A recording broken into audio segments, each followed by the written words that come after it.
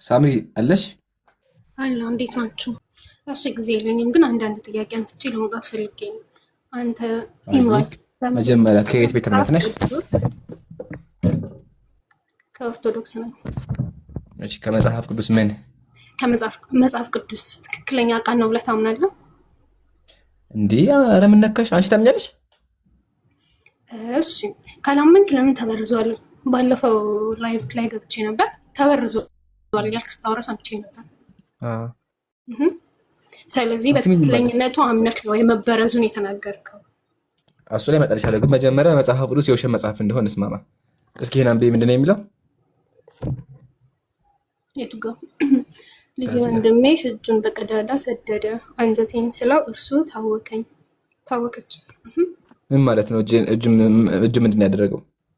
እሺ ይሄን ባላየ ለፈ በቃ አላየሁት። ይሄ ምንድን ነው የሚለው?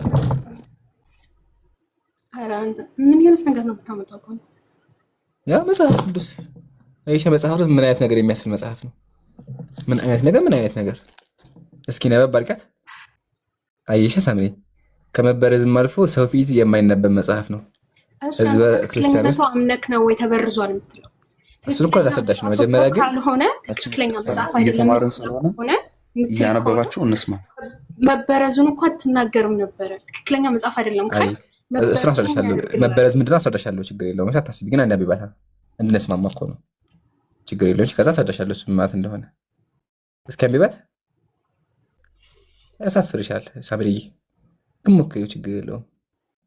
በቃ እንደዚህ ሰው ፊት ለማንበብ የሚያሳፍር መጽሐፍ ከሆነ እንኳን አምላክ ቃል ሊባል ቅዱስ መጽሐፍ ራሱ አይባልም። ቅዱስ መጽሐፍ ሰዎች ይጠቅማል እንጂ ሰው አያሳፍርም። ግን አይሻ ሳምሪ ምን አይነት መጽሐፍ ነው አልሽው? ስለዚህ መጽሐፍ ቅዱስ የአምላክ ቃል ከመሆንም አልፎ ሰው ፊት የማይነበብ ነው። ይሄን ይዘሽ እናትሽ ፊት አታነቢው። ይሄን ይዘሽ ለልጅሽ አትሰጪውም። ስለዚህ ይሄን መጽሐፍ ከልጅሽ መደበቅ አለብሽ። ልጅሽ ካገኘው አለቀልሽ። በቃ ልጅሽ ይሄን መጽሐፍ ካገኘው ይሄን አንብበው በቃ አለቀልሽ። ሌላ ላይ ውስጥ የሚገባ ለምን እዚህ ጋር ትክክለኛነቱን ማረጋገጫ ስጠኝ። ያ ኦርቶዶክስ ነሽ? ያንተ መጽሐፍ ቁርአን ትክክለኛ ነው የምትልበትን እንትን ብቻ በቃ እሺ፣ ይሄን ጨርሳለች። ችግር የለውም። እዚህ ጋር ደግሞ በዚያ ጠጡት ምናምን ቼኔ እሰጥሃለሁ አይሻ። ስለዚህ ከልጅሽ ጠብቂው እንዳያገኘው ልጅሽ። አሁን ይሄን ከጨረስን ታዲያ መበረዝ ማለት ማን ነው ካልሽኝ፣ እኛ ሙስሊሞች የምናምነው አስቀድሞ አምላካችን ያወረደው ኦሪት የሚባል መጽሐፍ ነበረ። አምላካችን ሱረቱል ማኢዳ ቁጥር 56 ላይ ምን አለ? ኢና ነዘልነ ተውራተ ፊሃ ሁደን ወኑር አለ። እኛ ኦሪትን በውስጧ ብርሃን ያለባት ሲሆን አወረድን አለ።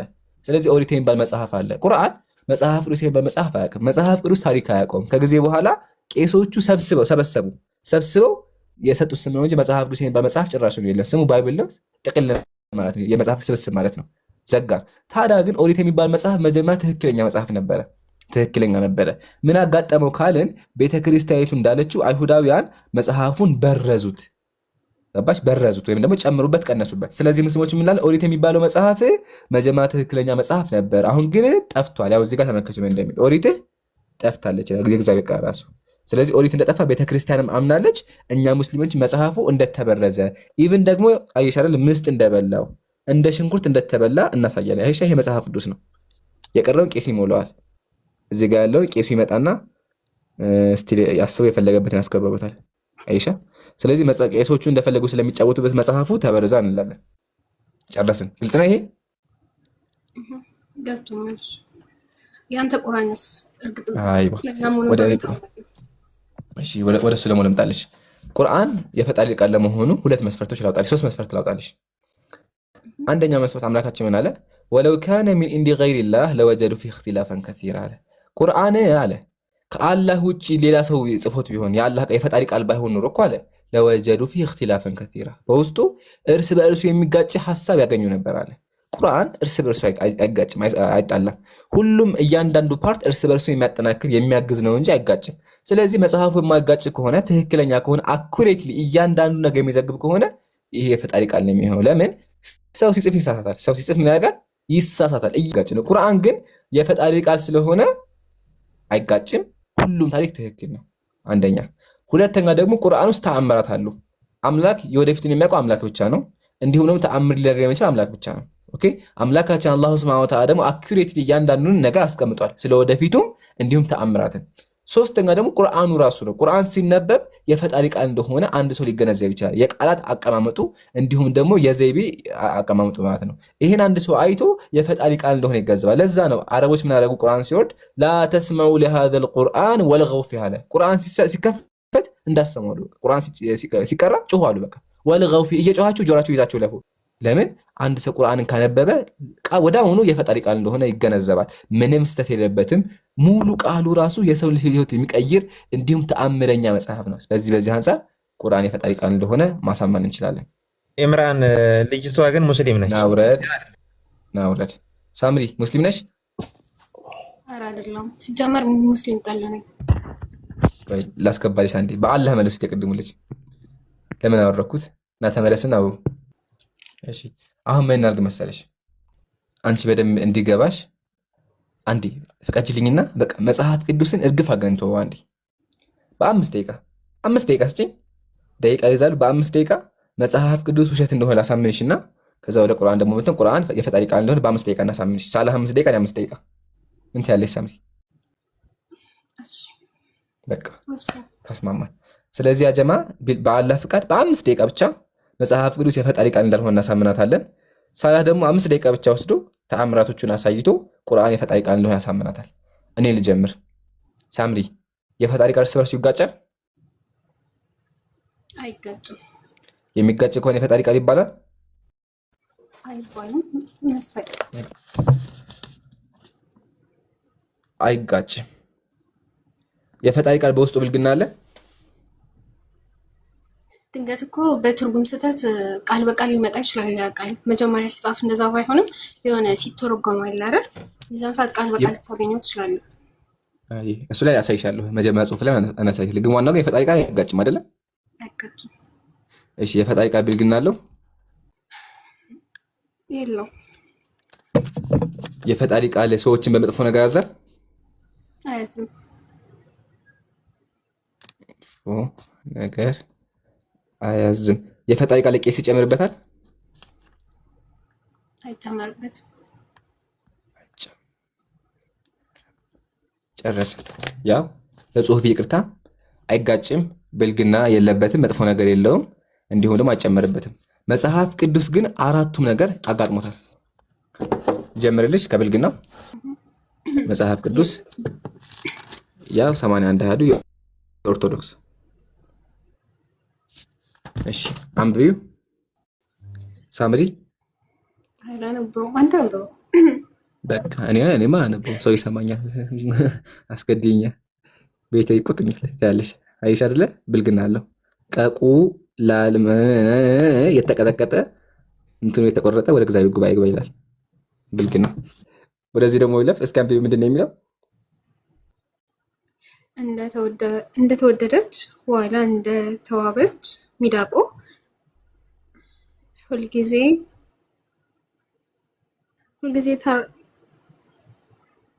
እሱ አነበብኩት። የፈጣሪ ቃል ላይ እንደዚህ አይነት አለ እንዴ? ጡቷ ይቅርታ አልኩት እኔ ራሱ እንደዚህ የሚል አለ። ብልግና ምን ያደርጋል? ታርካ ምንድን ነው? በምንድን ነው የምታረካው እንዴ? ወንድ ልጅ ትልቅ ሰው አይደል እንዴ? ምን ያደርጋል እዛ ላይ? ያው እኔ አልጫንሽም፣ ግዴታ መኝ አልልሽም። የፈጣሪ ቃል ብልግና አያዝም ብለሽኛል። ያው መጽሐፍ ቅዱስ ብልግና እንደሚያስተምር አሳይቼሻለሁ። ጨረስኩኝ። ቀጣይ ደግሞ መጥፎ ነገር አያዝም ብለሽኛል። መጽሐፍ ቅዱስ መጥፎ ነገር ያዛል። አሳይሽ ሳምሪ። አንድ አገልጋይሽ ሴት ነሽና አንቺ እንደ ፈጣሪ አድርግብሽና ብትደፈሪ እግዚአብሔር ምን ማድረግ አለበት? አንቺ ለፍትህ ለመስጠት ማድረግ አለበት እግዚአብሔር። እሺ እንደዛ ካልኩ በእናንተ እንደሰማሁት ከሆነ ጓደኛዬ ሙስሊም ናት። እሷ ስትል እንደሰማሁት ከሆነ አንድ ሴት ከወንድ ጋር ግንኙነት ካደረገች ማለት ባልተፈቀደላት መንገድ እኮ ተገዳም ሊሆን ይችላል፣ ፈልጋም ሊሆን ይችላል አይደል? ግን ከአንገቷ በላይ ተቀብራ በድንጋይ ትቀጥቀጥ የሚል ትእዛዝ አለ። አይ የለም፣ እሱ ዝሙት ነው። ስለ ዝሙት እንመጣለን። ዝሙት በምን ይታያል እናወራለን።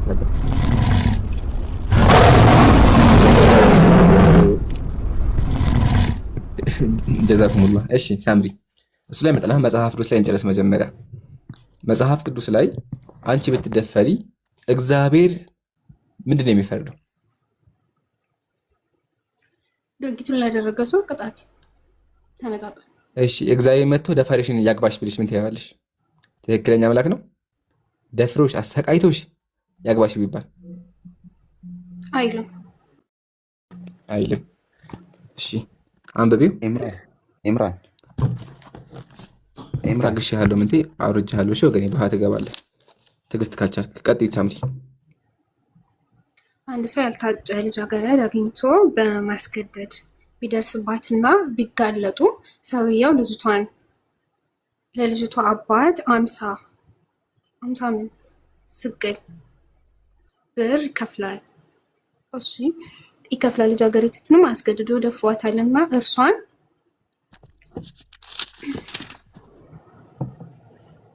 ማግባት አለበት። ያው እና እኮ ጎኑ ማየት ነው ያለብን። ሲጀምር ሳምሪ አዳምጪኝማ እንዴ ደፍሮሽ አሰቃይቶሽ 50 ብር ለአባትሽ ከፈው ማታ ማታ እንደፈለገ ያደርግሻል። እንደፈለገ በየጊዜው ፈታ ይልብሻል ማለት ነው። ምንድነው እግዚአብሔር ለምን እንደዚህ ያዘዘው? እንደዛ ሳይሆን ያው የልጅቷም ህይወት ከሚበላሽ ራሱን አግብታ መኖር። አንዳንድ እኮ አሁን ዓለማዊ ህግ ላይ ስንመጣም አንዳንዴ እንደዛ ይደረጋል። በጣም ጥሩ።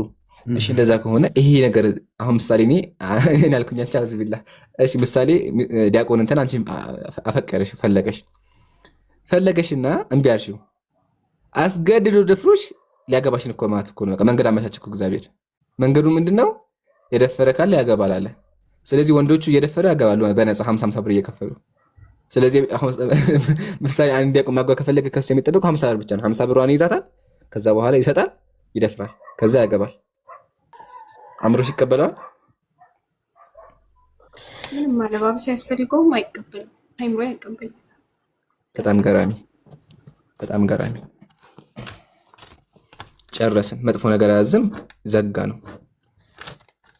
ሳምሪ መጽሐፍ ቅዱስ አንቺን ጎዶሎ ነሽ፣ ቁስል ነሽ፣ ውርደት ነሽ ይልሻል እንዴ? የፈጣሪ ቃል ሴት እንደዛ ይገልጻል? አይገልጽም። እሺ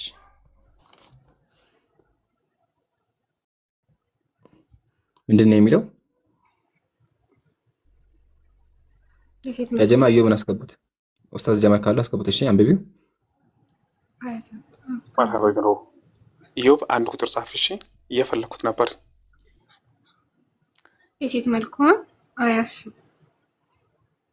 አይኑ ችግር አለበት። አያስት የሴት መልኳ አያስት፣ ሀብቷም አያስጎመጅ፣ መቅሰፍትና ጥፋት ጽኑ ውርደትም ናትና። የእናንተን ቁርአን እንደዚህ ይላል። መጀመሪያ ሲጨርሽ ቁርአን እንደዛ አይልም። ቁርአን ነብዩ ሰለላሁ ዐለይሂ ወሰለም ሴቶችን አትጥሏቸው እነሱ የከበሩ እንቆች ናቸው ያሉት። የከበሩ ፈኢነሁነ المؤنثات الغاليات እንቆች ናቸው ያሉት። እዚህ ጋር ደግሞ ውርደት ናቸው። በእስልምና እንቁ፣ በእናንተ ደግሞ ውርደት፣ ለልብ ቁስል፣ ለፊት ጥቁረት፣ ለነፍስ ሐዘን ናት ይላል። አንቺ ይቅርሳ እንዴ አንቺ ትቅሪ እናትሽ ውርደት ናት ሳምሪ? የወለደችሽ እናትሽ አይደለች። መጽሐፍ ግን ሴት ልጅ ውርደት ናት አለ። እናትሽ ሴት ናት፣ በተዘዋዋሪ እናትሽ እየሰደባት ነው ያለው። ለልብ ቁስል ናት ይላል። ክፋት ሁሉ ከሴት ክፋት ታንሳለች ይላል። ወንድ ከሚሰራ ክፋት፣ ምድር ላይ ካለ ክፋት ሁሉ የሴት ክፋት ታንሳለች ይላል። ክፋት በሙሉ ከሴት ክፋት ታንሳል። ምን ብታረጉ መጽሐፍ ውስጥ እንደዚህ የሚገልጻቸው?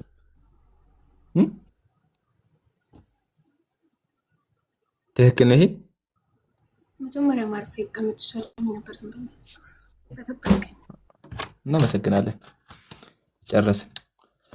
አይጋጭም ቀረ። አላህ ሂዳያ ይስጥሽ። ትምህርት ነው። እሺ አይጋጭም ቀረ። እንደሚጋጭ አንድ ጥቅስ ብቻ ያሳይሽና በቃ خلاص። ከዛ ወደ ቁርአን ደግሞ እንገባለን። ዱዓ እናደርግልሻለን።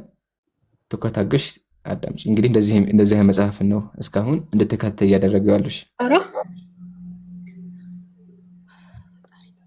እሺ ሳምሪ ክርስቲያን ነሽ? በኋላ ታወራታለሽ። ቆይ አንዴ አትቆጪ። ስሜታ ጊዜ ላውራ እንጂ ለምንድን ነው ድራማ የምትሰሩት? እናት ስሜ ትክክለኛ ስሜ ሳምሪ አይደለም እና ቲክቶክ ሌላ ታዋቂ አካውንት አለኝ። እዛ ላይ ከገባው ለኔም ለራሴም ለቤተሰቦቼም ጥሩ አይደለም። ኖ አይደለም። አንቺ ክርስቲያን ነሽ መጀመሪያ፣ አንቺ ክርስቲያን ነሽ። እሺ አሁን እዚህ ላይ ከጠየቅሽ ምን ነው ጥያቄ ተከራከረ? ያንቺን ጥያቄ ምናምን ላስተናግድ አይደለም የመጣሁት እና እዚህ ጋር ማለት ለምንድን ነው በኋላ ለራስሽ እንዴት ክርስቲያን እንደነበርኩኝ ሁሉንም ዘርዝሬ እነግርሻለሁ። አታቋርጫለሽ። እሺ አሁን እዚህ ጋር ምን ነው ጥያቄ ሆነ? ታወራላችሁ። ሊጨርሳ መጀመሪያ ለምንድን ነው ድራማ የምትሰሩት እንዴ? በድራማ የሚከብር አምላክ አለ እንዴ? ልጅ ድራማ እየሰራሽ እኮ ያለሽ አንቺ ነሽ። አልታወቀሽ፣ ስሜታዊ ሆነሻል እኮ ተቆጥተሻል። ወላሂ አትቆጪ። እግዚአብሔር እንዴት እንደሚንቋችን ያሳየ ነው። ውርደት ነሽ ይላል እኮ እህቴ። ሲጀመር አንቺ ትክክለኛ ክርስቲያን እኮ እዚህ ምን ታደርጊያለሽ? አንቺ ትጠይቅሻለሁ ራሱ ለምን መጽሐፍ ቅዱስ ምንድን ነው የሚለው? ሴት ልጅ በማህበር መናገር አትችልም፣ ዘግታ ትኖር ነው ያለው። እስቲ ያውን እንመልከተው። ሴት በነገር ሁሉ እየተገዛች ትኖር፣ ሴት ግን እየተገዛች ትኖር እንጂ ልታስተምር ወይም በወንድ ላይ ልትሰለጥን አልፈቅድም ይላል። ኢቭን ደግሞ እዚህ ጋር ምንድን ነው የሚለው? ሴት ደግሞ እንዲገዙ እንጂ እንዲናገሩ አልተፈቀደላቸውም። መናገር አልተፈቀደልሽም። እሺ፣ ስለዚህ አታውሪ፣ ምን ታርጊ አንቺን ብሎ ክርስቲያን ሳምሪ ታቸው። እሺ፣ እንደዚህ ናቸው። ባይ ዘ ዌይ አንድ ሰው ካልተሳደበ ጥያቄ ከጠየቀ ወደ አሁኑ እንደዚህ ነው የሚያደርጉት። ይገፉሻል። በዛኛው አካውንት የመጣ ሁሉም ያገኛል፣ ግልጽ ይሆንላቸው ነበር። ግን ትንሽ ለራሴ ስጋት ስለገባኝ ነው በአዲስ አካውንት የመጣሁት። አታስቢ፣ ችግር የለብን። እኛ የትኛውም አካል ይምጣ እናስተምራለን። እስልምናችን መጽሐፋችን እናስተምራለን። ኸይር ግጭቱ እኔና በቃ መጽሐፍ ቅዱስን ዘግተን ድጋሚ ላይነሳ ቀብረ ነው እንቀጥላለን ማለት ነው። እስኪ እቺን አንብቢያት። የ22 ዓመት ጎርማሳ ነበረ፣ በኢየሩሳሌም 1 ዓመት ነገሰ። ቀጥይ። እናቱም ጎቶሊያ የተባለች የእስራኤላዊ ንጉስ የዘንበሪ ልጅ ነበረች። አካዚያስ በስንት ዓመቱ ነገሰ? መንገስ በጀመረ ጊዜ አካዚያስ በ22 ዓመቱ። ኮሜንት ላይ ጻፉልኝ። አካዚያስ በ2 ዓመቱ ነገሰ። እናቱ ስሟ ማን ነው? ጎቶሊያ የተባለች አይደለ? የእስራኤል ንጉስ የዘንበሪ ልጅ ነበረች። እሺ 22 ጥሩ መስተካረገ። እስኪ አንብቢያት። አካዚያስም መንገስ በጀመረ ጊዜ እድሜው 42 ዓመት ነበረ፣ በኢየሩሳሌም 1 ዓመት ነገሰ። ሱናይክ 42 የእግዚአብሔር ቀደም እኮ 22 በነበር እኮ መጽሐፈ ነገሥት ላይ ምን ነው? እናቱ ጎቶሊያ የተባለች የዘንበሪ ልጅ ነበረች። አካዚያስ እዚህ ጋር አካዚያስ እናቱ ጎቶሊያ እንዴ እንደዚህ ይቀጫል እንዴ?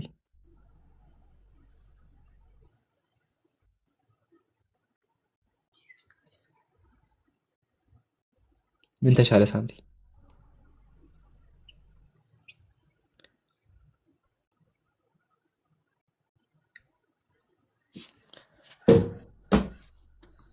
አሁን ምን ይደረግ ነገር አይገባኝ። መጽሐፉ እንደዚህ እርስ በርሱ የሚጋጭ ከእትም ይሄኛው በጥቁሩ በቀዩ በሰማያዊ ተባለ።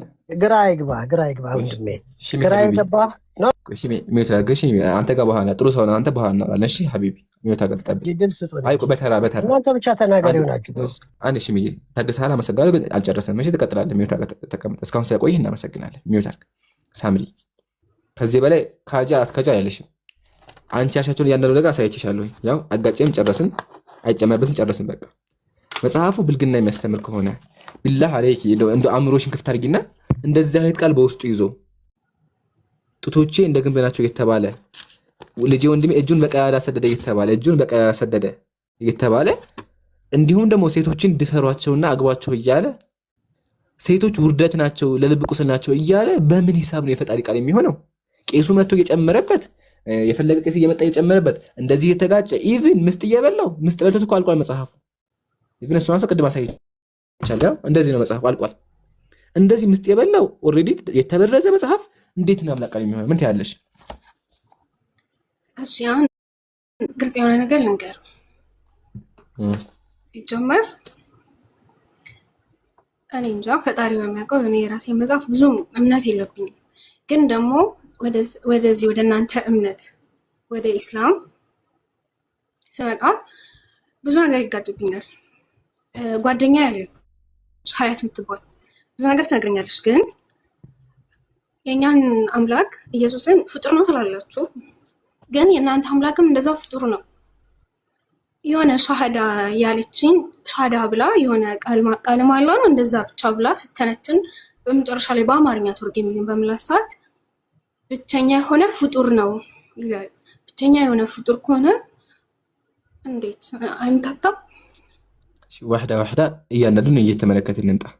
መጀመሪያ ኢየሱስ ፍጡር እንደሆነ ከመጽሐፍ ቅዱስ ላሳይሽ። ፍጡር እንደሆነ እንስማማ።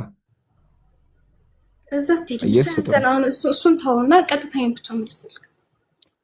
ኢየሱስ ፍጡር እንደሆነ መጀመሪያ መስማማት አለብና ያው እሱን ተውና በቀል ተውሽ። ግን ዝም ብለሽ ተመከችው። እግዚአብሔር ለሥራ የመንገዱ መጀመሪያ አድርጎ ፈጠረኝ ይላል። ኢየሱስ ምን አለ? እግዚአብሔር ፈጠረኝ ይላል። ያው መጽሐፈ ምሳሌ ምዕራፍ 8 ቁጥር 22 ላይ ፍጡር ነው። ቁርአን ላይ የሚመጣ ኢየሱስ ፍጡር ነው። ዘጋን። ስለዚህ ክርስቲያኖች የሚያመልኩት ፍጡር ነው፣ ወንድ ልጅ ነው። የሉቃስ ወንጌል ላይ እንነጋገርና የእናንተ አምላክ ብቸኛ የሆነ ፍጡር ነው ሲባል ማለት ወደኛ እንምጣ። ወደኛ ስንመጣ ደግሞ አምላካችን ምን አለ? ቁርአን ላይ አላሁ ኻሊቁ ኩሊ ሸይ አለ። አላህ የሁሉ ነገር ፈጣሪ ነው አለ። አምላካችን ፈጣሪ ነው እንጂ ፍጡር አይደለም። ጀሚኡ ማሲዋ ፈወ መክሉቅ፣ ከአላህ ውጭ ያለ በሙሉ ፍጡር ነው። የትኛውም ሙስሊም አላህ ፍጡር ነው አይልም። እንደዛ ያለ ካለ ፈወ ካፊር ከሃዲ ነው። ቁርአን ላይ ብትሄጂ ሐዲስ ላይ ብትሄጂ አላህ ፍጡር ነው የሚል ነገር ጭራሽ ነው የለም። እንደዛ የሚል ጭራሽ ነው የለም። አላህ ፈጣሪ ነው። አላህ ቃለም አላችሁ ላይ ሄዶ ነሳስ ስትወርጉምልኝ እሱም ብቸኛ የሆነ ፍጡር ነው አይልም። ቃል ላምጣልሽ ቃል ባህል አንቺ ራሱ እዩ ላምጣቋ እንዴ አድሚኖች ትዝታን እንዳታስወርዷት እሺ። ሻሃዳ ብላ ነው የገባችው። ኢምሩ አፋን እሺ። አይቢ ትዝታ ሻሃዳ እንድትይዝ ነው እሺ። ይታይሻል አሁን ሻሃዳ ስንል የሚለው ይሄን ነው። ቃለ ረሱሉላህ የአላህ መልእክተኛ እንደዚህ አሉ።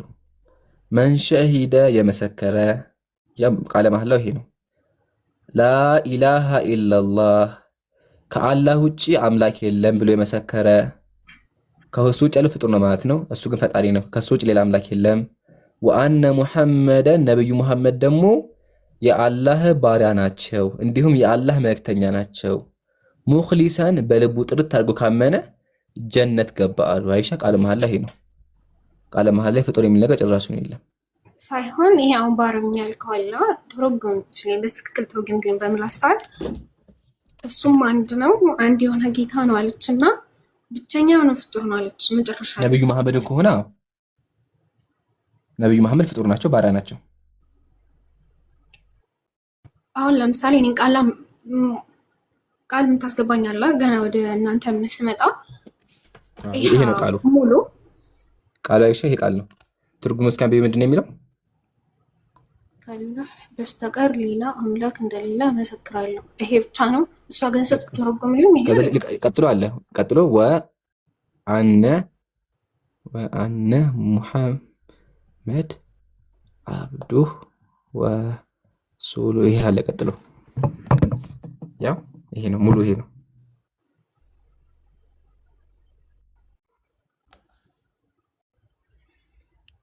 ነብዩ መሐመድ ከሆኑ አዎ የአላህ ሰላም በሳቸው ላይ ይሁን ሰለዋቱላሂ ዐለይህ ፍጡር ናቸው፣ የአላህ ባሪያ ናቸው።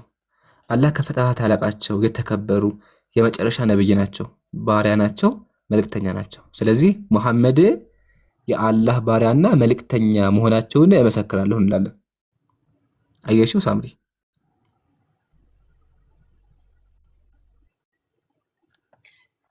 አለሽ? የለም እንደዛ የሚል ጭራሽ ነው የለም። እሺ እንደው ሜቢ አሳይተሽ ከሆነ እንኳን ስህተት ነው። እንደዛ የሚል የለም።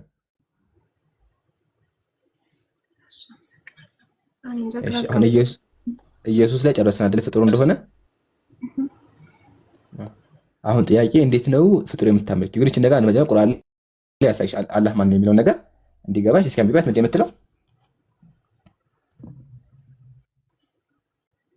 አላህ የሁሉም ነገር ፈጣሪ ነው፣ እርሱም የሁሉም ነገር ጠባቂ ነው።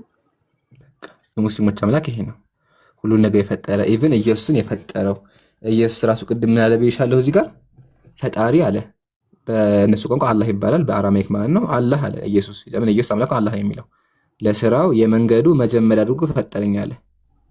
አይሻ ፈጠረኝ አለ ኢየሱስ ወንጌል ላይ እንትን ላይ መጽሐፍ ምሳሌ ላይ።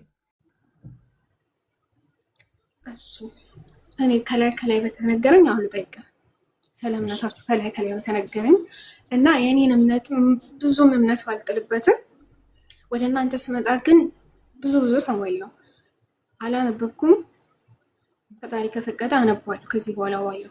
ግን ሳምሪ እዚህ ጋር ቃል ግባሽ አንተ ከመጀመርሽ በፊት እስልምና ላይ ጉድለት ልታገኛች ጭራሽ ነው የለም። እንደው ጉድለት እንኳን አለ ብለውሽ ከሆነ አንደኛ ውሸት ነው፣ ሁለተኛ ደግሞ በተዘዋዋሪ እንዳውም የእስላም ውበት ነው የሚያሳየው። ምንድን ነው የሚያሳየው? የእስላም ውበት ነው የሚያሳየው። እነሱ ውሸት ብለው ያመጡት ማለት ነው። ሁለት ነው፣ ይዋሻሉ ወይም ደግሞ እውነት እንደሆነ ያሳያል። ስለዚህ የፈለግሽ ያሉትን ነገር በሙሉ ጠይቂኝ፣ መልስልሻለሁ፣ አታስቢ። እሺ በመጀመሪያ ጥያቄን ስማኝና የመጀመሪያ አንደኛ ጥያቄ ለምንድን ነው የእናንተ ሴቶች እድሜያቸው ሳይደርስ ለትዳር የሚታጩት? አንድ ሁለተኛ ጥያቄ ደግሞ አንድ ሴት ከወንድ ጋር ከተገኘች እኔ እሱን ታብራራልኛል አላውቅም። ከተገኘች ከአንገቷ በላይ ተቀብራ ድንጋይ እየተወረወረባት እንድትሞት ትደረጋለች። ሁለተኛ ሶስተኛ ጥያቄ ደግሞ ኢስላም እና የእናንተ እምነት እንዲህ ከላይ ሲጠራ አንድ ነው ይባላል። ውስጡ ግን ብዙ የተለያዩ ክፍሎች አሉት። ያም አለ አይደል? አንዱ ከአንዱ ይጋጫል ይላሉ። አንዱ ከአንዱ ይጋጫል። ሚዲያ ላይ እናያለን አይደል? እነንትኖች የተባባሉ ሲጣሉ እናያለን። እምነቱ አንድ ከሆነ ለምን ተከፋፈለ? እናንተን ራሳችሁ ለምን ከፋፈላችሁ? ሶስቱን ነገር ለመለስልሽ። ከመጀመሪያው ልነሳ። የመጀመሪያው ጥያቄ ኢስላም ህፃናቶችን አግቡ ይላል። ይሄ ፍጹም ውሸት ነው፣ የተከለከለም ነገር ነው። ተመልከች ማስረጃ ዑምደቱል ቃሪ ማስረጃችን መጽሐፋችን ማለት ነው። ተመልከች ምን እንደሚል ኢዛ በለግ እንትላሉ ካነ ጀሲመተን ኢዛ ቃረበትል ቡሉግ አለ። አንድ ሴት ደርሳ ከሆነ ለአቅመ ሔዋን ደርሳ ከሆነ ወካነ ጀሲመተን ጠንካራም ነው ከፈረጠመችና ከደረሰች ፈሊ ዘውጂሃ አንየድኹለ ቢሃ ባሏ እሷ ማግባት ይችላል አለ። ወይም ደግሞ እሷ ጋር መተኛት ይችላል። ወኢላ ካልደረሰች ግን መናአሃ አህሉሃ ቤተሰቦቿ ይከለክሏታል፣ አይቻልም። እሷ እንኳን ብትፈልግ ቤተሰቦቿ ያስቆሟታል። ሐታ ተህተሚለሁ እስከምደርስ ድረስ ያስቆሟታል አለ። ስለዚህ በእስልምናችን አንድ ሴት ህፃን ከሆነች አታገባም። ነገር ግን በየትኛውም እድሜ ሆና ለአቅሜ አዳም ዝግጁ ከሆነች ታገባለች።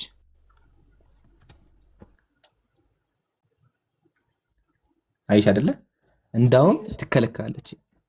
እሷ እንኳን ፈልጋ ቢሆን እኮ አንድ ይቅርታ አድርግልኝና ማለት ነው የእናንተ ነብይ ለምን ተገበሩት? እሺ መጽሐፋችሁ የሚከለክል ከሆነ ነብያችሁ ለምን ተገበሩት? እሺ ነብዩ ሰለላሁ ዐለይሂ ወሰለም አይሻን አግብተዋል። ግን አይሻ ሲያገባት አይሻ ረዲየላሁ ዐንሃ ደርሳ እንደነበረ በምን አወቃችሁ ትኛለሽ አይደለም? ሳምሪ አንድ ጥያቄ ልጠይቅሽ ነው። ህፃን ልጆች እንደው አስተማሪ ይሆናሉ? አስተማሪን ያስተምራሉ? እሺ ህፃን ልጆች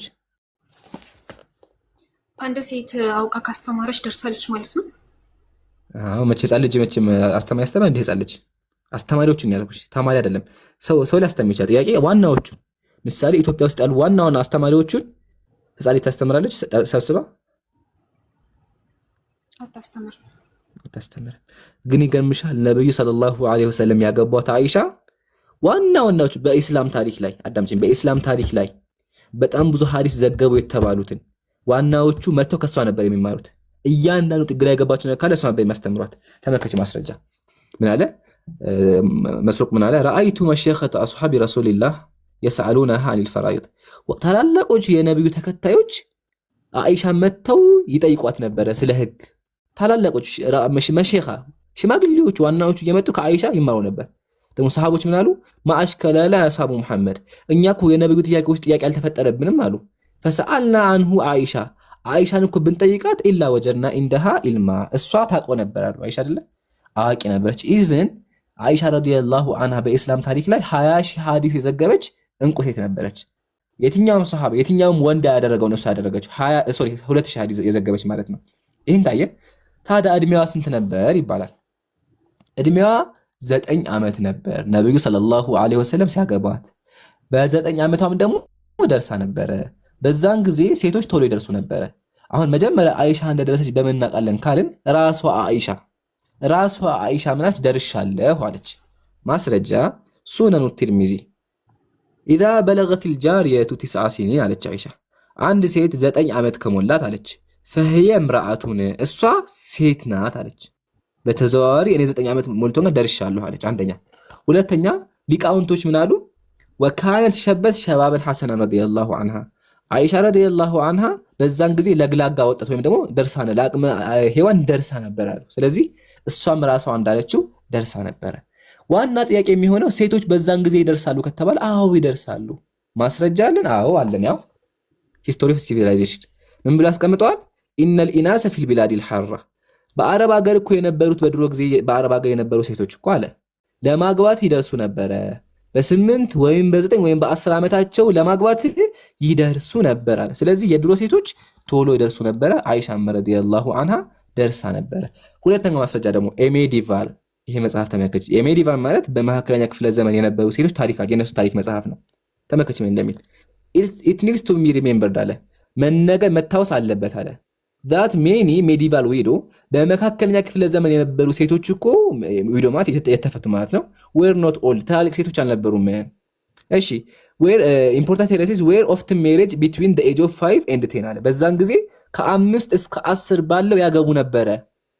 ሙሉ ዓለም ላይ ያሉ ሰዎች አዳምጪ ሙሉ ዓለም ላይ ያሉ ሰዎች ከ5 እስከ 10 ባለው ያገቡ ነበረ and might find themselves widowed እነሱ ደግሞ ራሳቸውን ያገኛሉ የተፈቱ ሆነው while still in their teens ገና 20 ዓመት ሳይሞላቸው ባላቸው ይሞትባቸው ወይም ደግሞ ይፈቱ ነበር አይሻይሻለ። ስለዚህ በድሮ ጊዜ በድሮ ዓለም ሴቶች ቶሎ ነበር የሚያገቡት። ኢቭን አገራችን ኢትዮጵያ አሁን በቅርቡ ለምን ሩቅ እንሄዳለን? እዚህ በቅርቡ ያ ፎቶ አለ ጀለስ እኮ አለ እዚህ ጋር ጀለስ የጎጃም ቄስ ነው። አሁን በቅርቡ ያገባት ማንን ነው? ያው የ5 ዓመት ልጅ አይሻለ። ስለዚህ በድሮ ጊዜ ሴቶች ቶሎ ይደርሳሉ። ዋናው ደግሞ አይሻ ረዲየላሁ ዐንሃ እንደደረሰች ማረጋገጣችን ነው። አሁን ይሄን ካየን በኢትዮጵያ ነው። በኢትዮጵያ ሴቶች በስንት ዓመታቸው ያገቡ ነበር ካልሽን ደግሞ በኢትዮጵያ ብንመጣ በ12 ዓመታቸው ነበር ሴቶች የሚያገቡት። ያው ፍትሐ ነገሥት ማለት ኢትዮጵያ የምትተዳደርበት ህግ ነው፣ የቤተ ክርስቲያን ህግ ነው። መጽሐፉን የህግ መጽሐፍ ይላል የሚጋቡትም የሴት የወንድ አማካይ መጠን የደረሱ ይሆኑ ወንዱ 20 ዓመት ይሆነው ሴቷ 12 ዓመት ይሆናት ይላል። በ12 ዓመቷ ታግባ ይላል። እና ይሄን ይመስላል። ኢቭን ደግሞ አንድ ጨምርሽ ነው ይበቃል። አሁን ደግሞ ዋናው እንግሊዞች ናቸው። እንግሊዞች ከ300 ዓመት በፊት በስንት ዓመታቸው ያገባሉ የሚል ጥያቄ ይነሳል።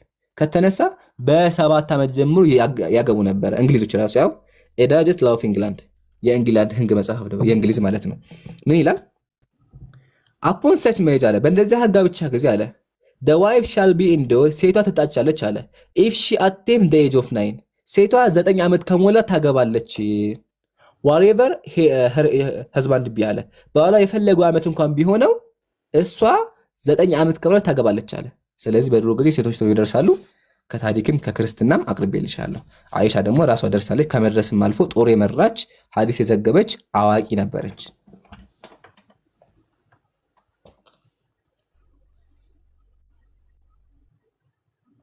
እሺ እምነታችሁስ ለምን ራሳችሁን ከፋፈላችሁ? ትክክለኛ አንድ እምነት ከሆነ ሁለተኛ ጥያቄ ጠይቀሽ ነበረ አስታውሽ። ሁለተኛው ጥያቄ ከሱ በፊት የመጀመሪያው ጥያቄ እኮ ፍጡር የእናንተ ማምላክ ፍጡር ነው አይደለም። ከሱ በኋላ ህፃናት ጠየቅሽኝ፣ የህፃናትን መለስኩልሽ። ከዛም በኋላ እምነታችሁ ለምን ተከፋፈለ እኮ ነው ያልኩት። አይ ሁለተኛ መሀል ላይ ነበር አንድ ሳላህ አስታውሰኝ እስኪ።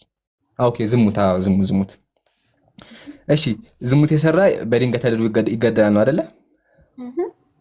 እሺ ሴት ልጅ ከወንድ ጋር ከተገኘች ምናምን እንደዛ ተቀብራ አናት ይቀጠቀጣል።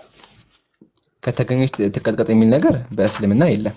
ባይሆን አንድ ነገር ላሳይሽ በዛው ያው ንጽጽራዊ ቤት ስለሆነ ማለት ነው። ዝም አንድ ነገር እናንብብና እንጀምር። እሺ የእግዚአብሔር ቃል ሃሌሉያ። የእግዚአብሔር ቃል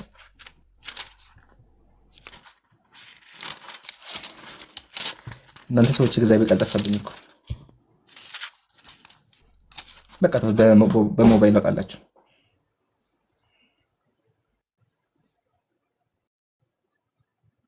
እሺ ተመልከቱ። አሁን በመጽሐፍ ቅዱስ አንድ ሴት ብትያዝ ምን ትደረግ አለ የሚል ነገር ማወቅ አለብን። መጀመሪያ ወደ እስልምና ከመምጣታችን በፊት ምን ትደረግ ካለን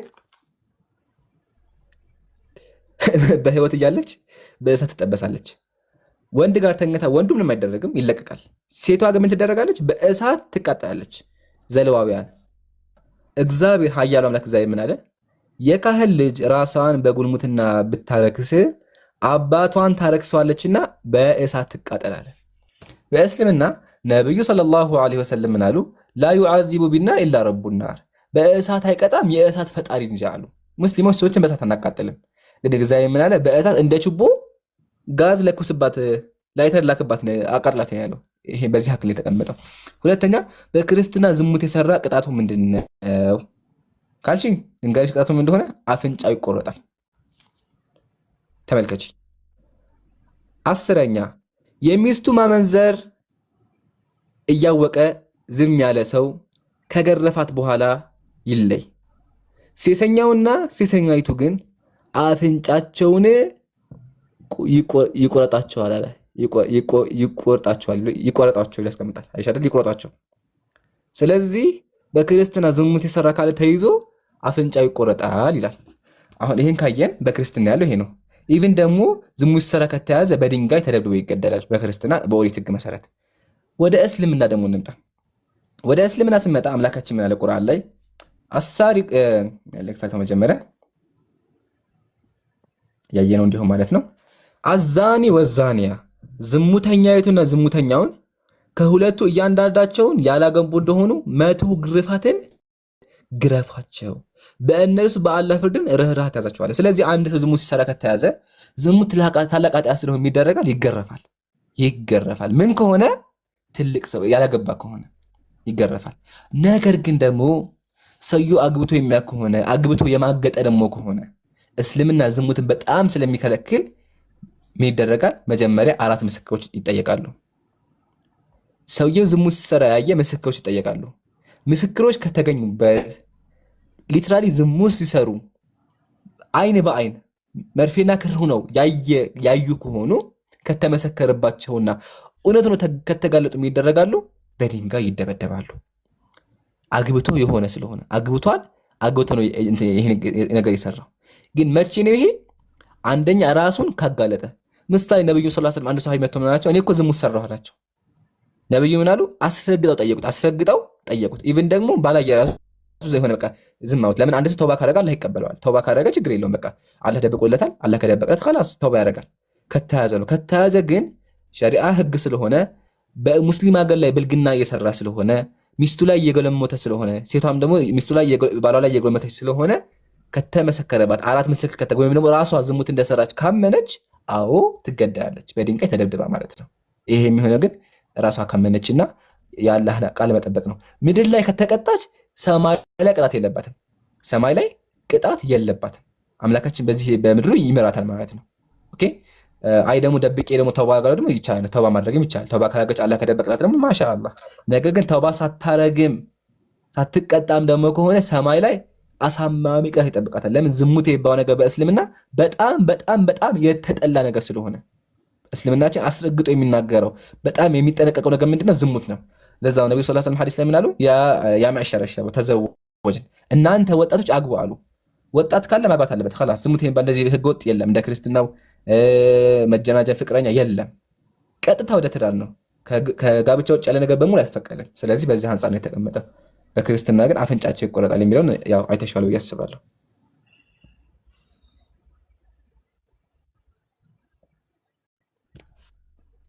ሳምሪ ግልጽ ነው። እሱ ለእናንተ ለምን ተከፋፈለ? እሱም ተወስደን በጣም ጥሩ።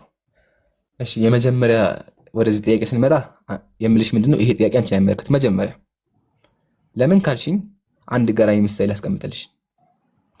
ውጭ ዝናብ እየዘነበ ነው። ዝናብ ሲሆንብሽ ዘለሽ የምታደርጊው ምንድነው? ከዝናብ ራስሽን የምታደኘው ወደ አግኘሽው ቤት ትገቢያለሽ። ግን ዝናብ እየተመታሽ ውጭ ሆነሽ ገብቼ ሳሎን ልግባ ወይስ መኝታ ቤት ብለሽ ዝናብ አትመችም። መጀመሪያ ስቴፕ ምንድን ነው የሚሆነው? ራስሽን ከዝናቡ አድነሽ ወደ ቤት መግባት። ወደ ቤቱ ከገባሽ በኋላ መኝታ ቤት ልቀመጥ ወይስ ሳሎን ወይስ ደግሞ ኪችን ሊሆን ታስቢበታለሽ። ስለዚህ መጀመሪያ ምክሬ ምንድን ነው? ራስሽን አድኚ። የትኛውም ሙስሊም ብትሄጂ ላኢላሃ ኢላላህ ሙሐመድ ረሱሉላህ ይላል። ይሄን ቃል እመኝ።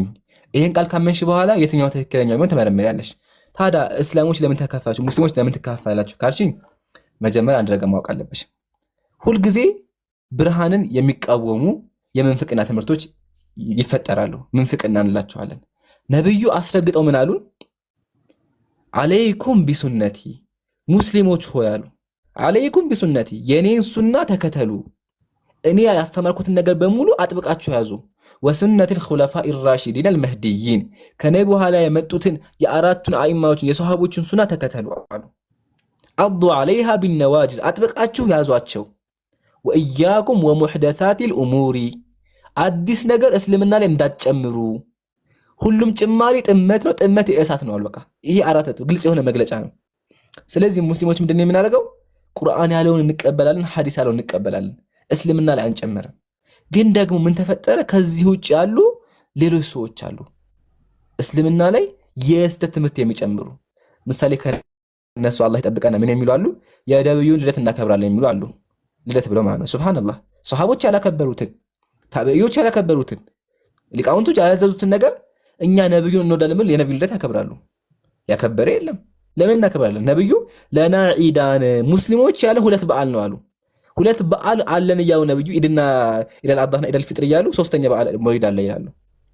ቀጥሎ ነብዩን እርዱኝ ይላሉ። ነቢያችን ነው ላቱጥሩኒ፣ እናንተ ሙስሊሞች ሆይ እኔን ከፍ ከፍ አታድርጉኝ፣ እኔ የአላህ ባሪያ ነኝ በሉ አሉ። ይሄ ነብዩ እያሉ ምን ያደርጋሉ እነሱ? ነብዩ ሆይ እርዱኝ እያሉ ነብዩን ይለምናሉ። ነብዩ አማልዱን እያሉ ነብዩ እንደው ያደርጋሉ። ይሄ ጥመት ነው። ነብዩ ሰለላሁ ዐለይሂ ወሰለም ሙተዋል አይሰሙንም፣ ግን ምን ያደርጋሉ? ነብዩ ይለምናሉ። ስለዚህ እንደዚህ አይነት ፍርቃዎች አሉ። ሙስሊሞች ደግሞ እኛ ከእንደዚህ አስተሳሰብ የራቅን ነን። ነብዩ ሰለላሁ ዐለይሂ ወሰለም ያሉ ሰተፍተሪቁ ኡመቲ፣ የኔ ኡማ ወደ 73 ጀማ ይከፋሉ። 73 የጥመት መንገዶች ይመጣሉ። ሁሉም የእሳት ናቸው ኢላ ዋሂዳ፣ አንዷ ብቻ ስቀራሉ። እያንዳንዱ መጥቶ እስልምና ላይ የጨመረ የፈበረከ ሱሐቦች ያሉትን የማይቀበል ሊቃውንቶች ያሉትን የማይቀበል ነብዩ ሰለላሁ ዐለይሂ ወሰለም ምርጡ ተወዳጁትን የማይቀበል አተርን የማይቀበል እነዚህ በሙሉ ጥመት ነው ያሉት። ሙስሊሞች ግን ምን እናደርጋለን? ቁርአን ያለውን እንቀበላለን፣ ሐዲስ ያለውን እንቀበላለን። خلاص በቃ ይሄን የምናደርገው። ስለዚህ ሳምሪ በዚህ አንፃር ነው ያለው። ምንፍቅናዎች አሉ። ምንፍቅና አይመለከተንም። እኛ ናህኑ ሙስሊሙን ሱኒ፣ ሙስሊሞችን ሱናንን ሰለፎችን ተከታይ ነን። የሆነ ዝናብ እየዘነበ ውጭ ሆነሽ አንድ ቤት ለመጠለል ሮጥሽ ትገቢያለሽ። ውስጥ ያለው ነገር ካስፈራክስ የምርም ትሻለን ትቼ ትብስ ውስጥ ገባው ከሆነስ ነገሩ። ስለዚህ መጀመሪያ ምን ታደርጊያለሽ? ቤቱ አሳቢ ነው ማወቅ አለብሽ። አሁን አንቺ እዛ ሆነሽ ማጣራት ያለብሽ ምንድነው? ቤቱ አስፈሪ ነው ወይስ አይደለም የሚለውን ነው እንጂ ሳሎን ልግባ መኝታ ቤት ልግባ መጠየቅ የለብሽም። መጠየቅ ያለብሽ ምንድነው? ያንን እኮ ጥያቄ አልጠየቅኩም። ትክክለኛ እምነት ከሆነ ለምን ተከፋፈለ? እኔ የት ልግባ ብዬ አልጠየቅኩም። በመጀመሪያ ቤት ያሉት ነገር ነው ያስፈራኝ። ማለት አሁን እስልምና አውቀዋል ነው ባልንም፣ ግን ውስጥ ከውጭ ከሚሰማቸው ነገሮች አላ ያስፈራካል። እንዴ ራስ በራሳቸው ከተለያዩ ምናምን የሚል ወሬ ብዙም ይሰማል አይደል? መጀመሪያ ግልጽ ነው። የአሁኑ መልስ መጀመሪያ ግልጽ ነው። አንዴ ያልኩሽ መልስ ግልጽ ነው። ምክንያቱም ያልሰማሁትም አሁን ያስረዳሁት ግልጽ ነው አይደለም? እሱ ግልጽ ነው። አሁን ጥሩ ከሆነ ማለት ነው አንድ ነገር ልንገርሽ። ሰዎች ኢስላምን ሰው ካወቀ እንደሚሰልም ያውቃሉ። ስለዚህ በዌስተርኑ ዓለም ምን የሚባል ነገር አለ? ፕሮፓጋንዳ የሚባል ነገር አለ። ሙስተሽሪቆች ይባላሉ። ዌስተርኖች እስልምና ላይ የሚቀቡት ነገሮች አሉ። ምሳሌ እስልምና ሴት ልጅ ይበድላል፣ እስልምና ሰዎችን ያርዳል፣ ሙስሊሞች እኮ የሚሰበሰቡት ሰዎችን ሊያርዱ ነው፣ ክርስቲያን የገደለ ካለ ገነት ገባ እያሉ ፕሮፓጋንዳ ይሰራሉ። ነብዩ መሐመድ ምሳሌ የሆነ ወተት ደብቀው ጉድጓድ ቆፍረው ወተት ደብቀው እያለ ውሻ ወጣባቸውና ሙስሊሞች ውሻ አይወዱም፣ ውሻ የሚያርዱት ደግሞ ነብዩ ወተት ተአምር ይሰራል ብለው መሬት ቆፍረው ወተት ቀብረው ከዛ ውሻ ቆፍረው ወጣባቸውና ውሻ ጠሉ። አሁን ይሄ በሙሉ ፕሮፓጋንዳ ነው። ሰዎች ስለ እስልምና እንዳያውቁ መከለያ የሰሩት መከለያ ነው። እኛም ደግሞ እየሰራ ያለው ምንድነው? ይሄን መከለያ እያፈረስን ያለ ነው። ስለዚህ ሳምሪ እስልምና ላይ ይከብደኛል አልገባኝ የሚል ካለ አሁንም ጠይቂኝ። እስካሁን 4 ጥያቄ ጠይቀሻል፣ 5ኛ ደግሞ አቅርቢ። ግን እኔ ደግሞ ልረፍና ትንሽ እንደደክመኝ ወንድም ሳልህ አለ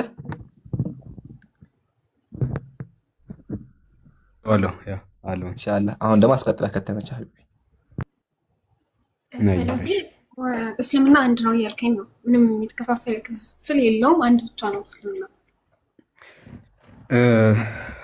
ሳምሪ ቅድም ኢምራን ነግሮሻልና እስልምናችን አንድ ነው።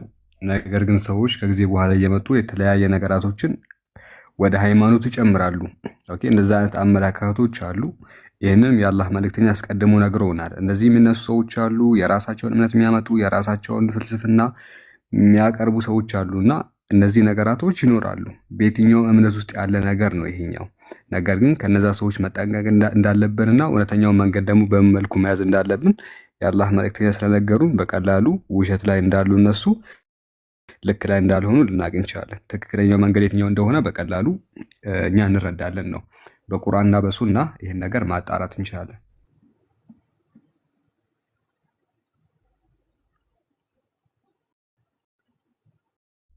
አመሰግናለሁ። ሌላ ጥያቄ አለሽ? ይኖሩኝም ጠፍቶብኛል እንጂ ረሳኋቸው። እሺ በቃ ነገ አስቤበት መምጣት እችላለሁ? ችግር የለውም፣ ይቻላል። ቤታችን ክፍት ነው፣ መምጣት ትችላለሽ። ሳላ አንዴ ሳምሪ፣ እስካሁን ብዙ ነገሮች ተመረሻል ብዬ አስባለሁ። ማሻአላህ ከስር ያላችሁም እየተማራችሁ ነው። የመጨረሻ አንድ ነገር አለ። መጽሐፍ ቅዱስ ስህተት እንደሆነ አሳይተንሻል።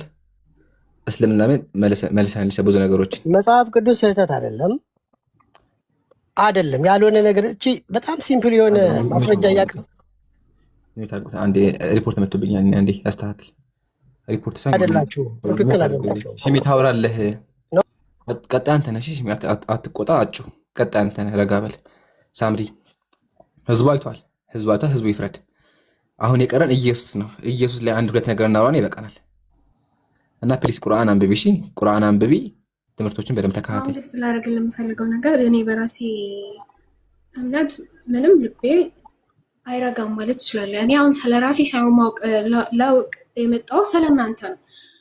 ከላይ የምሰማው ምናምን እንጃ ምንም ሊያሳምነኝ አልቻለም። ድንገት እናንተ ካስረዳችሁን በሚለው መጣው እንጂ የራሴን እምነት ሙሉ ለሙሉ በሚባል ደረጃ ባይሆንም የሆነ በቃ እንጃ ውስጥ ያላረፈበትም ሁሌም አይምሮ ጥያቄ ይጠይቀኛል እና የእናንተ እምነትስ ብዬ ደግሞ ልክ መጠየቅ ስጀምር የሚነገረኝ ሌላ ነው። ማለት ለምሳሌ አሁን እንዳልከው ብዙ ነገር ይነገራል፣ ውስጣቸው አንድ አይደለም። ትክክለኛ እምነት ከሆነ ለምን እንደዚህ ሆነ የሚባል ነገር ሰማ። ድንገት የራሴ ላይ ጥርጣሬ ገባኝ። የራሴ ትክክል ሆኖ ሊሆን ይችላል በሚለው እንደዛ ማሰብኩኝ ሞከርኩኝ። ግን የሆነ አይምሮ ምንም ከጥያቄ ሊያርፍ አልቻለም። እኔ እንጃ ውስጥ ይጨነቃል። ብቻ ፈጣሪ ነው ያውቀው። እንትን ነው ይሄ የራሱ አንዱ ስቴፕ ነው። ማሻአላህ ባይ ዘ ዌይ ውሸት ሁልጊዜ ሰላም አይሰጥም፣ ሰላም ሊሰጥ አይችልም። አምላካችን ለዛ ነው ሁልጊዜ ጥርጣሬ ውስጥ ናቸው ብሎ የሚናገረው። ጥርጣሬ ውስጥ ነው ሰው የሚኖረው። እያንዳንዱ ክርስቲያን የምትጠይቁት ጥያቄ አለው። ስለ ክርስትና ስለ ስላሴ ያልገባው ነገር አለ። ቤተ ክርስቲያን ሄዶ ሚስጥረ ስላሴ ይባላል። ሚስጥር ነው አይገባህም ይባላል። ግን ቢሆን አእምሮ ላይ ሶስት አምላክ የሚለው ነገር ይቃጭልበታል። ኢየሱስ ሰው እንደሆነ ያውቃል፣ ማርያም ሰው እንደሆነች ያውቃል። እና ሳምሪ ማሻአላህ አላህ ሂዳያ ይስጥሽ። አምላክ ቁርአን ላይ ምን አለ? ወለዚነ ጃሃዱ ፊና ለነህዲየነሁም ሱቡለና አለ። እነዚያ በእኛ መንገድ የታገሉ ካለ መንገዳችን እንመራቸዋለን አለ። እውነት ማግኘት የፈለገ ሰው ካለ አላህ እውነት ይሰጣል። እውነቱ እሱ ስለሆነ ማለት ነው ኢንሻአላህ። ስለዚህ እውነት ፈልጊ። እኔ ምክሬ መሳይ ሳምሪ፣ መጀመሪያ ያለሽበትን ወቂ። አንድ ሰው ለመዳን መጀመሪያ ያለበትን ማወቅ አለበት። ይሄ ዋና ፖይንት ነው። ለዛ ነው አብዛኛው ጊዜ ክርስትና ላይ የማወራው ነው። ያለሽበት ፖይንት ስላሴ ምን እንደሆነ ሶስት አምላክ እንደሆነ ኢየሱስ ላይ መጽሐፍ ቅዱስ ላይ ከጨረስሽ በኋላ ወደ ቁርአን እና ደግሞ ቁርአን ምንድነው የሚለው ነገር ጠይቂን እና ነገ አሁን ሲያለ ብዙ ጥያቄዎች ጠይቀሻል፣ ግን ከዚህ በላይ ይበዛብሻል። ሲበዛ ደግሞ ይረሳል። ስለዚህ እንዳይበዛብሽ ለዛሬ እናቆመውና እዚህ ጋር ጥያቄዎች መዝግቢና እያንዳንዱ ነገር መተሽ ጠይቂን። እስልምናችን መልሳለሁ። ጉራ ብቻ ሳይሆን ብዙ ጊዜ መልሳለሁ ክርስትና መልሳለሁ ይባላል። ጉራ ብቻ ሳይሆን ሊትራሊ መልሳለን። ስለዚህ የትኛውም አካል መጥቶ እኛ መጠየቅ ይችላል። እንደዛ ደግሽ ሳምሪ። አመሰግናለሁ። በጣም አላህ ሂዳያ ይስጥሽ። ሁላችሁም ዱዓ አድርጉላት። እንደዛ ክርስቲያን በጣም ደስ ይላል። አላህ ሂዳያ ይስጥሽ። እሺ አሁን ሽሜ እየጮኸ ነበር ያለውና ወይም ትዝታ ሻሃዳ የሚያስፈልጋችሁ ተብላችሁ ትዝታ ሰላም ብያለሁ። ሽሜ ተሰበር። እሺ ሀቢቢ አባ ሽሜ ምርጥ ሰው ነው፣ ግን ታገሱ። ችግር የለም አባዬ፣ ችግር የለም።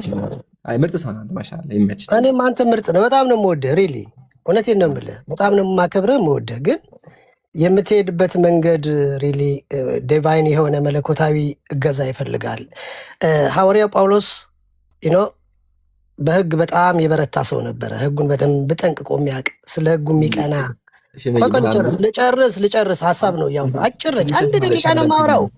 1 ደቂቃ ነው ማውራው እና እሱን ሊመልስ የሚችለው አንድ ነገር ብቻ ነበረ፣ መለኮታዊ ጣልቃ ገብነት ነበር። ኢየሱስ በደማስቆ መንገድ ላይ ሳውል ሳውል ስለምን ታሳድደኛለህ አለው። እንዴ አለ፣ አንተ ማነህ አለው። አንተ የምታሳድደኝ የናዝሬቱ ኢየሱስ ነኝ አለው። ጌታ ሆይ ምን አደርግ ዘንድ ትወዳለህ አለ። ታሪኩን ሐዋርያት ሥራ ላይ ታገኘዋለህ።